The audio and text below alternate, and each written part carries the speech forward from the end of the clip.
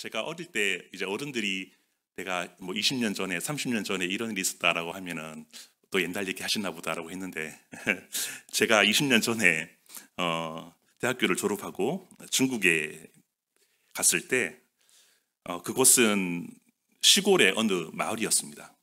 차들도 거의 없고요. 그리고 가로등도 거의 없어서 해가 지면 잘 보이지가 않습니다. 그래서 21세기가 지금 한참인데 아직도 이런 곳이 있나라고 하면서 가끔 저녁에 후레쉬를 들고 이제 길을 걸었던 기억이 있습니다. 캄캄한 길을 가는데 조명 없이 길을 가는 사람과 조명을 가지고 길을 가는 사람은 천지 차이가 있을 겁니다. 조명 없이 길을 가는 사람은 웅덩이에 빠져서 상처가 날 수도 있고요. 그리고 돌부리에 걸려서 넘어져서 다칠 수가 있습니다. 그리고 인생이 뒤죽박죽 꼬이기도 한다는 것이죠. 그러나 조명을 들고 가는 사람은 그런 웅덩이가 있던 돌부리가 있던 두려워하지 않습니다. 왜냐고요? 잘 보이니까요. 피해가거나 넘어가거나 하면 그만이기 때문입니다. 우리의 인생도 이와 마찬가지인데요. 진리 되시는 예수님을 알고 함께 하는 자와 그렇지 못한 자들의 차이는 비교가 될 수가 없다는 거죠. 인생의 길을 비추시는 성령의 조명을 받고 살아가는 사람들은 태산을 넘어 헝곡에 가도 아무런 문제가 없다라는 것입니다. 믿으십니까? 우리가 오늘 살펴볼 본문은 사도행전 3장인데요. 사도행전을 성령행전이라고도 그렇게 이야기를 합니다. 그 이유는 뭐냐 하면 사도들과 많은 그리스도인들이 성령의 조명을 받고 도움을 받아서 하나님의 역사를 경험하고 하나님과 함께함으로 영광을 돌리는 사건들이 기록되어 있기 때문에 성령행전이라고도 이야기를 합니다. 여러분이 너무나도 잘 알고 있는데 과연 성령님은 누구시길래 이처럼 죽음을 무릅쓰고 담대하게 복음을 전하고 그리고 사람들을 치유하며 설교 한 번에 3,000명씩 5,000명씩 구원을 받게 하는 것일까요? 예수 그리스도를 하나님의 아들로 그리고 또 그가 구원자이심을 믿는 사람들은 성령님을 선물로 받게 됩니다. 성경은 이 성령님이 하나님의 영이고 그리고 예수님의 영이다라고 이야기를 하고 있습니다. 또한 그 성령님 역시 전능하신 하나님이시다라고 이야기를 하고 있습니다. 그렇다면 우리가 믿음으로 말미암아 성령님이 우리 안에 거하시는데요. 성령님이 오실 때 가장 먼저 일어나는 변화가 있습니다. 성경에 기록되어 있는데요. 같이 한번 찾아보도록 하겠습니다. 요한복음 14장 26절입니다. 요한복음 14장 26절을 한번 찾아보도록 하겠습니다.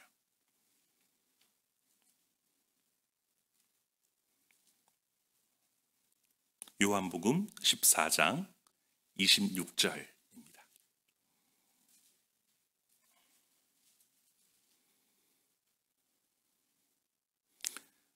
네, 찾으셨죠? 같이 한번 봉독하겠습니다. 시작. 보혜사 곧 아버지께서 내 이름으로 보내실 성령 그가 너희에게 모든 것을 가르치시고 내가 너희에게 말한 모든 것을 생각나게 하시리라. 아멘. 성령님께서 오셔서 우리에게 제일 먼저 하는 것은 이 완성된 예언, 즉 성경 말씀을 지혜롭게 깨닫게 하는 일입니다.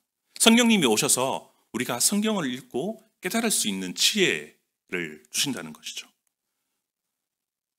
그리고 성령님을 의지해서 성경을 깨닫게 되면 우리가 성경의 눈으로 우리의 경험의 눈으로 보는 것이 아니라 성경의 지혜로 성경의 눈으로 세계를 보게 되고 가치관이 변하고 성경관이 생겨난다는 것입니다.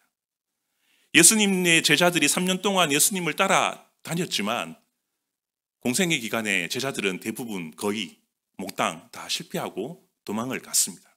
그러나 오순절 성령 사건 이후에, 강림 사건 이후에 그들이 성령을 받고 깨닫게 된 것이죠. 아, 예수 그리스도가 진짜 하나님의 아들이셨구나. 그리고 성령님의 능력을 통해서 이 사도행전이 쓰여지게 되었다는 것입니다. 그래서 우리가 예수님을 잘 믿고 또 우리가 예배를 잘 드리고 신앙생활을 잘하게 되면 당연히 우리의 말씀이 깨달아지고 성령님의 능력으로 말미암아 우리가 세상에 지지 않고 살아갈 수 있다라는 것이죠. 그래서 세상의 힘과 이데올로기에 우리가 함몰되지 않고 먹고 마시는 일에만 몰두하는 것이 아니라 성령의 조명을 받아서 우리의 눈이 열리고 가치관이 변하고 세계관이 변해서 성령의 사람으로 바뀌게 된다라는 거죠. 바뀌게 된다라는 것입니다. 바뀌셨습니까? 아멘이시지 않습니까? 저는 코로나 때 무려 8,000명에게 복음을 전했습니다. 정말입니까? 네, 정말입니다. 코로나가 발발하고 사람들과 만날 수 없는 시간이 길어지자 유튜브라는 것을 시작하게 되었습니다. 책을 통해서 소통과 복음을 전하기 위해서 그렇게 만들었는데 한 번은 어떤 영상을 만들까 고민하다가 사람들을 못 만나니까 부산에 있을 때 길 가다가 만화 전도지를 받은 적이 있습니다. 이거 보니까 너무나 잘 만들어 이렇게 놓았길래 이거를 좀 사용해야겠다고 해서 그 그림을 그린 그 작가에게 직접 전화를 걸었습니다. 누구 전도사님이었는데 제가 그것을 좀 써도 되겠습니까? 라고 허락을 받고 영상을 하나 만들었습니다. 그래서 저하고 제 둘째 딸 시연이랑 같이 영상을 하나 만들어서 녹음을 하고 그렇게 올렸습니다. 무려 8,000명이 넘는 사람들이 그 영상을 보았다는 것이죠. 한번 보려고 했는데 시간이 없어서 혹시 요청하시면 제가 보내드리도록 하겠습니다. 코로나 시대에 어떻게 하면 복음을 전할 수 있을까라고 고민하다가 생각을 전환하고 사람들이 많이 사용하고 있는 플랫폼을 이용해서 아이디어를 하나 얻었던 것이죠. 이렇게 하면 되겠다. 오히려 비대면이라서 더 쉽게 접근성이 좋았다는 것입니다. 이 영상을 통해서 단 한 명이라도 예수님을 만나거나 영접하거나 다시 교회로 돌아갔다면 저는 그저 하나님께 영광이 될 뿐이라고 생각을 합니다. 오늘 성경에 보니까 우리가 잘 알고 있는 성전 미문의 안전뱅이가 일어나 걸었다라는 이야기가 나와 있습니다. 너무나도 잘 아는 말씀이죠. 외경 토비트서에 보면 누구든지 자선을 베풀면 그 자선은 지극히 높으신 하나님께 바쳐지는 좋은 예물이 된다라는 그런 기록이 있는데요. 무슨 말이냐면 유대 문화에서 자선은 하나님께 드리는 예물로 그렇게 인식이 되었다는 것입니다. 그래서 사람들이 많이 왕래하고 사람들이 많이 있는 곳에 구걸을 하는 사람들이 또 여러 가지 거기서 이렇게 일들을 하는 사람들이 많이 모였다는 것이죠. 사람들이 많이 오고 가는 그곳에서 자신은 움직이지 못해서 먹고 살기 힘든 사람들이 거기서 구걸을 했다라는 것입니다. 그들이 필요한 것은 무엇이었습니까? 돈이지 않습니까? 물질이지 않습니까? 그러나 베드로와 요한은 알고 있었습니다. 돈을 주면 하루의 굶주림은 해결할 수 있겠지만 다음 날 그 자리에 또 나와서 구걸을 해야 한다는 그런 악순환이 반복될 수밖에 없다라는 것을 알고 있었던 거죠. 그러나 나사렛 예수의 이름으로 일어나면 다시는 구걸을 하지 않아도 된다는 것입니다. 야곱의 우물에서 나는 물을 마시면 다시 목마를 수 있지만 예수님이 주시는 물을 마시면 그 속에서 생수가 일어나서 영원히 목마르지 않는다라고 요한복음에 말씀하지 않습니까? 요한은 그것을 알았던 것입니다. 베드로는 그 사실을 알았다는 것이죠. 안진뱅이는 은과 금을 갖고 싶어 했지만 베드로와 요한은 그것을 주지 않았습니다. 없어서 못 줄 수도 있었겠죠. 하지만 하나님이 주고 싶은 것과 내가 갖고 싶은 것이 다르다는 것입니다. 구제하는 것이 나쁘다는 말이 절대 아니라 우리가 구제를 해야죠. 그런데 하나님이 주고 싶은 것과 우리가 받고 싶은 것이 다르다라는 것도 우리가 깨달아야 된다는 것입니다. 복음이신 예수님을 우리가 전해 주어야 하는 것이 교회의 본질이며 본사명이라는 것입니다. 그리고 그와 함께 필요한 것들을 채워나가는 것이 우리 교회가 해야 될 사명인 줄 믿습니다. 중세의 유명한 성자 토마스 아퀴나스가 이런 말을 했는데요. 초대교회 때는 은과 금은 내게 없거니와 내게 있는 것으로 내게 주노니 곧 나사렛 예수의 이름으로 일어나 걸어라 라고 선포할 능력이 있었다. 그러나 오늘날 교회는 그 반대가 되어서 이제 비싼 땅과 건물과 시설과 조직과 사람은 있지만 나사렛 예수의 능력을 잃어버렸다라고 중세시대에 그 시대를 비판했습니다. 중세시대만 적용하는 것이 아니라 오늘날 21세기에도 동일하게 우리에게 적용이 될 수 있는 그런 말씀인 것 같습니다. 나사렛 예수 그리스도는 능력의 이름이십니다. 눈먼 자를 보게 하고요. 귀먼 자를 듣게 하고요. 흑암에 갇힌 자를 자유롭게 하시는 분이십니다. 믿으십니까? 베드로와 요한은 그 능력을 체험적으로 알고 있었기에 내가 체험한 것을 남에게 줄 수 있었다는 것이죠. 성령님을 체험했기 때문에 그가 성령님을 소개할 수 있었다는 것입니다. 내 믿음의 크기만큼 사역을 할 수 있었다는 그런 말과 같습니다. 베드로에게 믿음의 확신이 있었기 때문에 그가 안전뱅이의 손을 잡고 예수 그리스도의 이름으로 일어나 걸어라 라고 그렇게 선포할 수 있었다는 것입니다. 이 안중뱅이가 이후에 어떤 삶을 살았는지는 성경에 자세히 기록되어 있지는 않습니다. 어떤 삶을 살았을까요? 추측해 볼 건데 다시 안중뱅이로 위장해서 구걸을 하지는 않았을 거라고 생각이 됩니다. 예수 그리스도의 이름으로 걷게 되어서 새로운 일을 하고 예수님의 능력을 경험한 그가 예수님을 위해서 예수님을 따르는 사람으로 예수님의 복음을 전하는 사람으로 살았을 것이다 라고 저는 확신을 합니다. 우리가 눈여겨볼 것은 1절에 나와 있는데요. 1절에 같이 한번 사도행전 3장 1절을 한번 읽어보도록 하겠습니다. 다시 돌아와서 사도행전 3장 1절입니다. 시작. 제9시 기도 시간에 베드로와 요한이 성전에 올라갈새. 아멘. 제9시 기도 시간에 베드로와 요한이 성전에 올라갔다라고 되어 있습니다. 지금 베드로와 요한은 성전으로 올라가고 있습니다. 그리고 성전에 올라갈 때 누가 올라갔다고요? 베드로와 요한 두 명이지 않습니까? 두 명은 법적으로 증인을 이야기할 때 쓰는 숫자입니다. 무슨 말입니까? 하나님께서 이 두 증인을 통해서 뭔가 하시겠다는 그런 전조, 그런 이야기를 말해주고 있다는 것입니다. 하나님께서 기적을 통한 복음의 선포, 하나님의 섭리를 이루기 위한 전조임을 이야기해주고 있습니다. 그 전에 사도행전 1장, 2장에 보면 어떤 일이 있었습니까? 오순절날 성령님께서 임재하시고 그리고 2장 46절에 보면 날마다 마음을 같이하여 성전에 모이기를 힘쓰고 집에서 떡을 떼며 기쁨과 순전한 마음을 음식을 먹었다라고 그렇게 이야기를 하고 있습니다.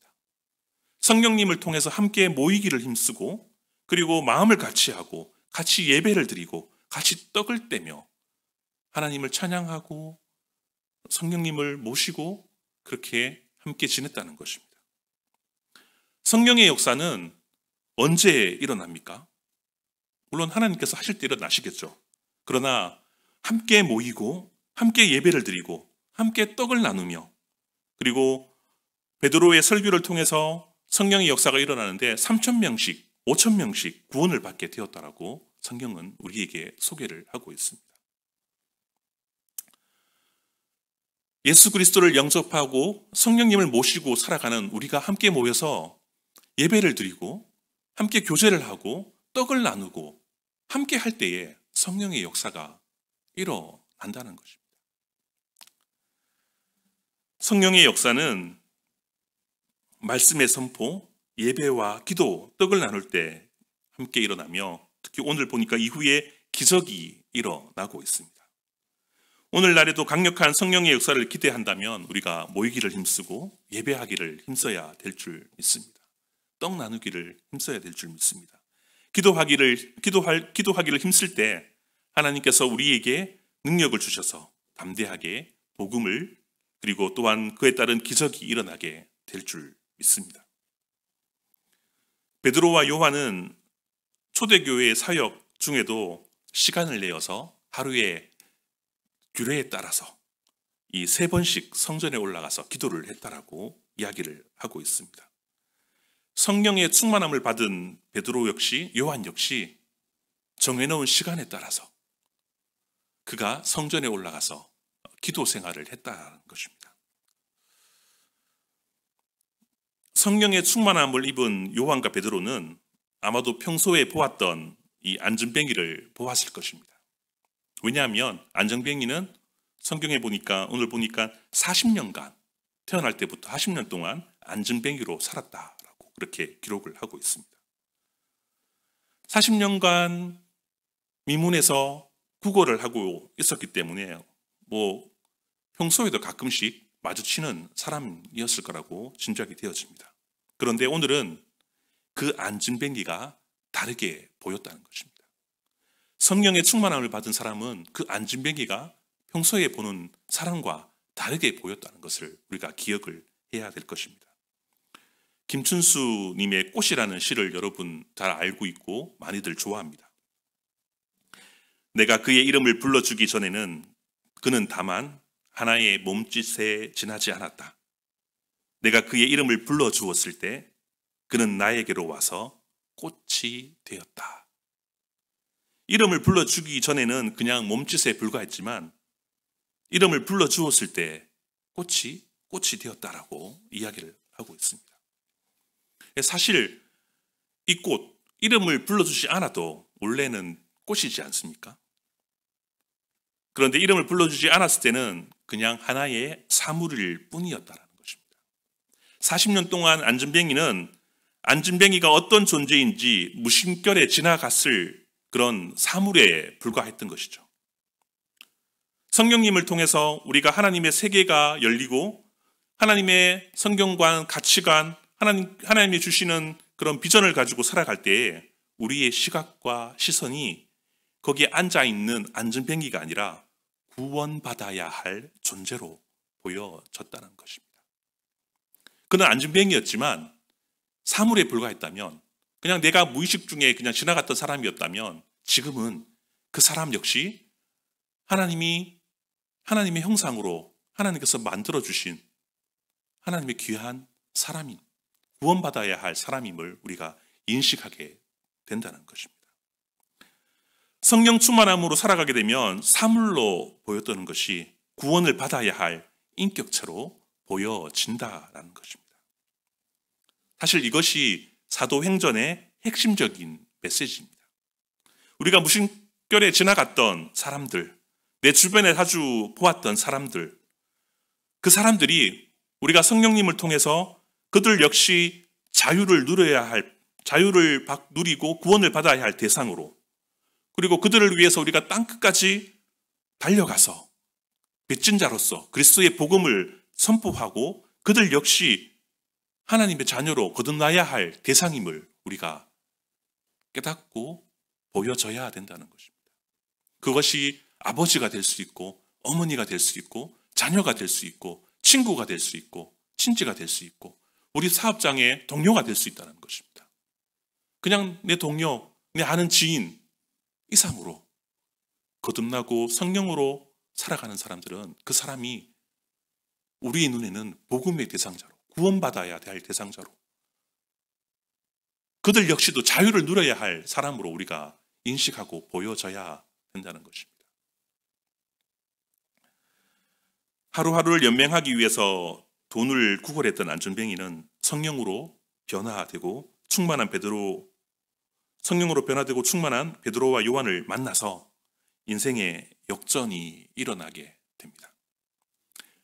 오늘 본문 7절 말씀을 같이 한번 읽어보도록 하겠습니다. 7절과 8절 말씀을 같이 한번 읽어보도록 하겠습니다. 시작. 오른손을 잡아 일으키니 발과 발목이 곧 힘을 얻고 뛰어서서 걸으며 그들과 함께 성전으로 들어가면서 걷기도 하고 뛰기도 하며 하나님을 찬미하니. 아멘. 사물을 꽃으로 이름으로 불러주었던 것처럼 안진뱅이를 거린이 아닌 하나님의 이름으로 백성으로 불러주어서 그 장소가 하나님의 축제의 장소, 그 인생에서 축제의 인생이 바뀌는 놀라운 장면이 일어나게 되었다는 것입니다. 예수 그리스도의 이름으로 그를 잡아 당기니까 발에 힘이 생겨나서 걷게 되었다는 것이죠. 영어 성경의 이 구절을 보면 현재 진행형으로 막 묘사하고 있습니다. walking, jumping, praising God. 걸으면서, 뛰면서 하나님을 찬양했다라고 그렇게 이야기를 하고 있습니다. 예수님의 이름으로 일어난 사람은 성령의 힘으로 인해서 마른 뼈가 살아나고 그 삶 가운데 생기가 돋아서 힘이 나서 하나님으로 인해서 펄펄 살아나는, 일어나는 그런 생명의 축제의 장이 되었다라고 성경은 우리에게 알려주고 있습니다. 성전 앞에서 밥벌이를 하면서 겨우 목숨을 연명했던 그곳의 성전은 이제 새로운 의미의 성전으로 다가왔다는 것입니다. 내 밥벌이로 했던 성전이었지. 이제는 그 성전이 하나님을 찬양하고 하나님을 위해서 기뻐하는 그런 장소가 되었다는 것입니다. 예수 그리스도를 만나고 예수 그리스도를 영접할 때에 그런 놀라운 역사가 일어나게 될 줄 믿습니다.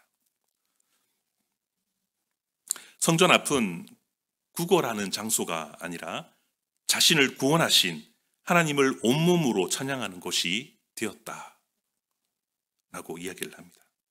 우리가 복음을 전하는 곳이 그곳이 길거리이든 혹은 시장이든 혹은 온라인상이든 학교든 직장이든 어느 곳이든 간에 하나님의 임재하시고 성령의 역사가 일어나서 우리가 복음을 전할 때 축제가 일어나는, 뛰고 기뻐하고 즐거워하고 하나님을 찬양하는 그런 축제의 성전이 될 줄 믿습니다.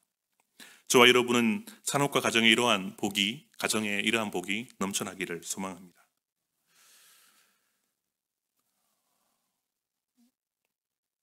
미문은 말 그대로 아름다운 문입니다.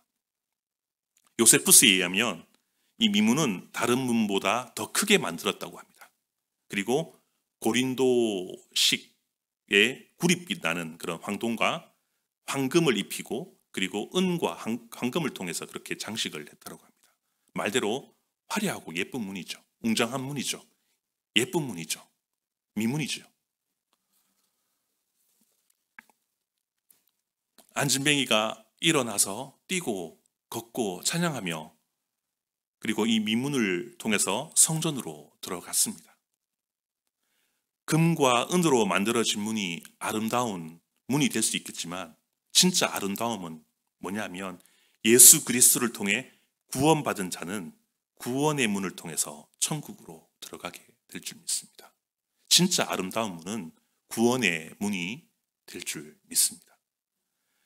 미문이 진짜 구원의 문이 바로 미문이 될 것입니다.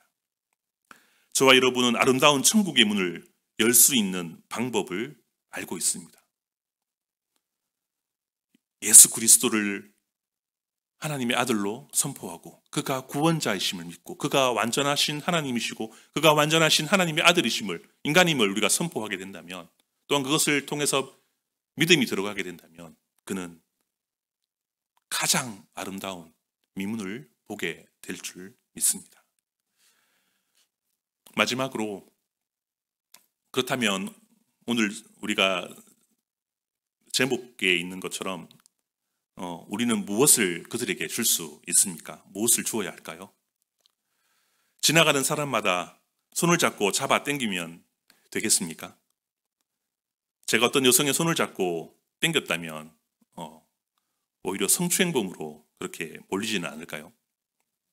복음을 전하는 방법은 다양한 방법들이 있습니다.